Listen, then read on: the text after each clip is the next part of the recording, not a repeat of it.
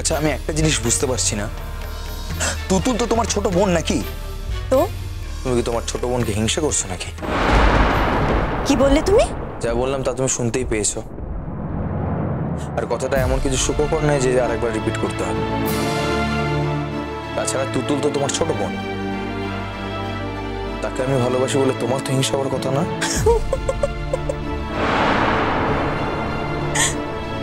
আয়ুষ, তুমি এমন একটা হাস্যকর কথা বললে না, সত্যি আমি না এসে থাকতে পারছি না। আয়ুষ, কাউকে হিংসে করার জন্য যে যোগ্যতা থাকা দরকার সেই যোগ্যতার পরিচয় তুতুল দিয়েছে বলে তুমি মনে করো? ভালোবাসার জন্য তুতুল কি করেছে? তুমি তুতুলকে কতটা ভালোবাসো সেটা তুতুল সব থেকে ভালো করে জানে। তুমি তোমার জীবন তুতুলের জন্য বাজি রেখেছো সেটাও তুতুল জানে। তারপরেও তুতুল তোমার ভালোবাসাকে হেড ডাউন করে, অপমান করে তোমাকে ছেড়ে চলে গেছে। তারপরেও তুতুলের মতো মানুষকে আমি হিংসে করব? কেন হিংসে করব বলো তো? একদিন না একদিন আমি ঠিকই ওর মুখোমুখি হব, আর সেদিন আমি ওর কাছে জানতে চাইব কেন আমাকে এত বারবার অপমান করে চলে গেছে। কেন? আয়ুষ, যেদিন তুমি তুতুলের মুখোমুখি দাঁড়ানোর কথা ভাবছো সেদিন তুতুলের মুখোমুখি দাঁড়ানোর ক্ষমতা তোমার থাকবে তো? না, তুমি দিনের পর দিন নিজের যেরকম অবস্থা করছো, এরপর তো কিছুদিন পর লোক তোমাকে দেখে বলবে যে আরে এই ছেলেটা তো আগে অভিনয় করতো, এই ছেলেটাকে হিরো হতো। আর এখন দীর্ঘদিন হয়ে গেছে তুমি কোনো কাজকর্ম করো না। আয়ুষ, যেখানে তোমাদের ওয়ার্ল্ডের লোকেরা নিজেরা টিকে থাকার জন্য প্রত্যেকটা দিন প্রত্যেকটা মুহূর্ত চেষ্টা করছে, প্রাণপণ চেষ্টা করছে নিজেদের টিকিয়ে রাখার, সেখানে তুমি দিনের পর দিন নিজের কাজকর্ম ছেড়ে দিয়ে এইভাবে তুতুলের ছবি আঁকড়ে ঘরের মধ্যে বসে রয়েছো। এরপরও তুমি মনে করো মানুষ তোমাকে হিরো বলে মান্য করবে? আয়ুষ, মানুষের মন বড় বিচিত্র। মানুষের মনে জায়গা করতে হলে সব সময় তাদের নজরদারিতে থাকতে হয়। আর যে কাজ দিয়ে তুমি মানুষের নজরদারিতে থাকতে পারতে সে কাজ তো তুমি ছেড়ে দিয়েছো। আয়ুষ, তুমি না একজন শিল্পী, তুমি না একজন অভিনেতা। আর কদিন পরে তো তোমার সাথে কাউকে আলাপ করে দিতে গেলে তাকে বলে দিতে হবে যে তুমি একজন শিল্পী, একজন অভিনেতা। আয়ুষ, মানুষ তোমাকে ভুলে যাচ্ছে। এত কষ্ট করে তুমি যে ক্যারিয়ার তৈরি করেছো, তুমি যে নিজের ইমেজ তৈরি করেছো মানুষের কাছে, মানুষ সেটা ভুলে যাবে এটা ভাবতে তোমার খারাপ লাগে না? আর কার জন্য তুমি এত স্যাক্রিফাইস করবে তোমার লাইফে? যার জন্য তুমি করছো সে তোমার এই স্যাক্রিফাইসের কি দাম দিয়েছে আয়ুষ? না, নিশ্চয়ই এমন কোনো কারণ আছে যার জন্য আমাকে ছেড়ে চলে যেতে বাধ্য হয়েছে। বাজে কথা বলো না আয়ুষ। যে যাকে ভালোবাসে তার কাছে তার কোনো আড়াল থাকে না। আর যদি সত্যি সেরকম কোনো কারণ থেকে থাকে যার জন্য তুতুল তোমায় ছেড়ে যেতে বাধ্য হয়েছে, তাহলে যাওয়ার সময় তুতুল তোমায় সেটা বলে গেল না কেন আয়ুষ? আরে বাবা, আমি অ্যাস্ট্রোলজার নাকি?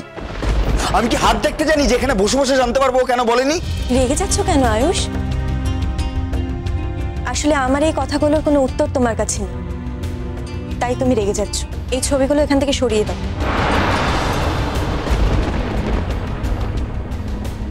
কি? এই ছবিগুলোকে এখান থেকে সরিয়ে দাও। আয়ুষ, তুমি যদি তুতুলকে সত্যিই ভালোবেসে থাকো তার কোনো এক্সিবিশনের দরকার নেই। ভালোবাসার কোনো প্রদর্শনী হয় না আয়ুষ। নাকি তোমার বউ চলে গেছে বলে তার ছবি দিয়ে প্রদর্শনী করে তুমি তাকে মনে রাখার চেষ্টা করছো? আয়ুষ, তুমি যদি তুতুলকে সত্যি মন থেকে ভালোবেসে থাকো তাহলে তুতুলের ছবি ছাড়াও তোমার মনে তুতুলের জায়গা সব সময় থাকবে। আর তোমার মন থেকে তুতুলের এই জায়গা পৃথিবীর কেউ কেড়ে নিতে পারবে না। একবার মনে হচ্ছে আমি ওকে ছাড়া বাঁচব না। পৃথিবী তোলপাড় করে হলেও ওকে আমি আমার কাছে নিয়ে আসবো। ওর মুখোমুখি দাঁড়িয়ে জিজ্ঞেস করবো, এত সুখ, এত স্বাচ্ছন্দ্য, এত ভালোবাসা ছেড়ে কিসের টানে ও আমাকে ছেড়ে চলে গেল। আবার এক সময় মনে হচ্ছে ওর উপর মারাত্মক প্রতিহিংসা নেই। তুতুল যদি সত্যি সত্যি অন্য কোনো মানুষের কাছে গিয়ে থাকে না, সেটা যদি আমি জানতে পারি, আমি না এই জীবনে আর অন্য কোনো মেয়েকে বিশ্বাস করতে পারবো না। সেই মনে আয়ুষ, তুমি তোমার বউকে দিয়ে সব মেয়েকে বিচার করো নাকি? আশ্চর্য। জানোই তো, আমাদের ইন্ডাস্ট্রিতে যারা আমাদের পজিশনে আছে তাদের কাছে মেয়েরা এতই অ্যাক্সেসিবল যে অনেকেই না চাইতেও কাছে এসে দাঁড়ায় লাইন দিয়ে। অনেকে এটা এনজয় করে, ইজিলি মেলামেশা করে অন্য মেয়েদের সঙ্গে। কিন্তু জানো মিতুল, আমি এটা কখনো করি, কারণ মন ছাড়া, কারো ভালোবাসা ছাড়া আমি কখনোই কোনো মেয়ের দিকে আকৃষ্ট হই। আর তুতুলকে বিয়ে করার পর থেকে তো আমি কোনোদিন কোনো মেয়েকে আমার কাছেও আসতে দিই। আমি নিজেই এলাও করি। আর তবুও দেখো কত ইজিলি তুতুল আমাকে ছেড়ে চলে যেতে পারলো। তাই ভাবছি আমার ভেতরের প্রতিহিংসার আগুনটা যদি একবার জ্বলে ওঠে না, সেই আগুনে তুতুল জ্বলে পুড়ে ছারখার হয়ে যাবে, আর তার সাথে ছারখার হয়ে যাবে আমার ভালোবাসা। আয়ুষ, তোমার প্রতিহিংসার আগুনে ঠিক কি কি ছারখার হবে তা আমি সত্যিই জানি না, কিন্তু প্লিজ আয়ুষ, এইভাবে তুমি তোমার জীবনটা শেষ করে দিও না। এইভাবে তুমি দিনের পর দিন ধ্বংস হয়ে যাচ্ছ। আমি এটা কিছুতেই দেখতে পাচ্ছি না আয়ুষ। আয়ুষ, প্লিজ বোঝার চেষ্টা করো। আয়ুষ প্লিজ, প্লিজ তুমি কাজের মধ্যে ফিরে এসো। দেখো, তুতুল যদি এইভাবে তোমাকে ছেড়ে চলে যেতে পারে, তাহলে তুতুলকে ভোলার জন্য তুমি তোমার কাজকে আঁকড়ে ধরতে পারবে না বলো?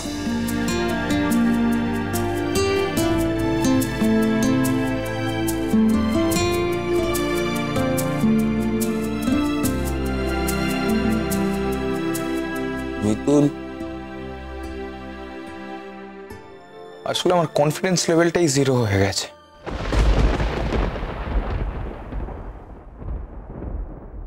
আমার মনে হচ্ছে, আমি কেন জানি না,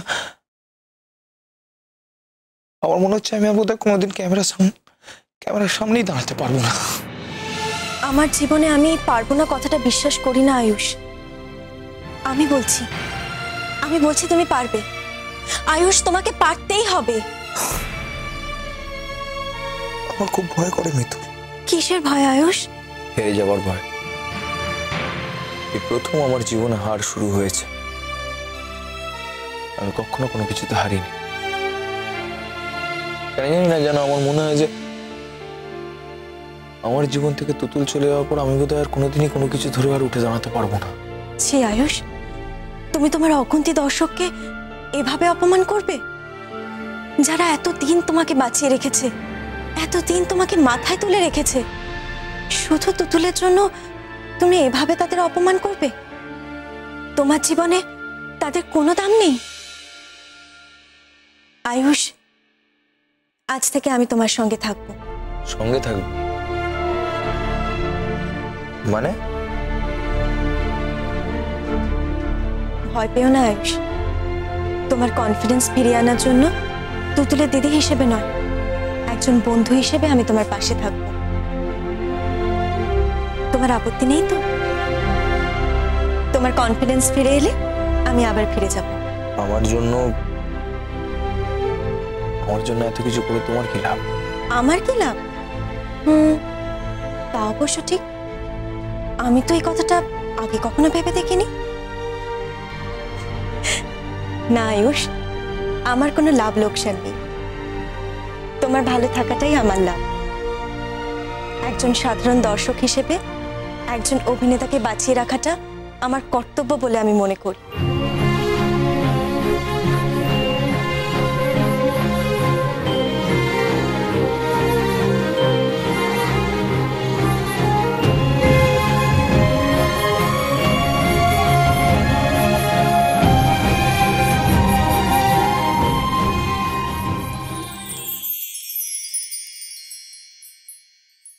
আমাদের বাড়ি।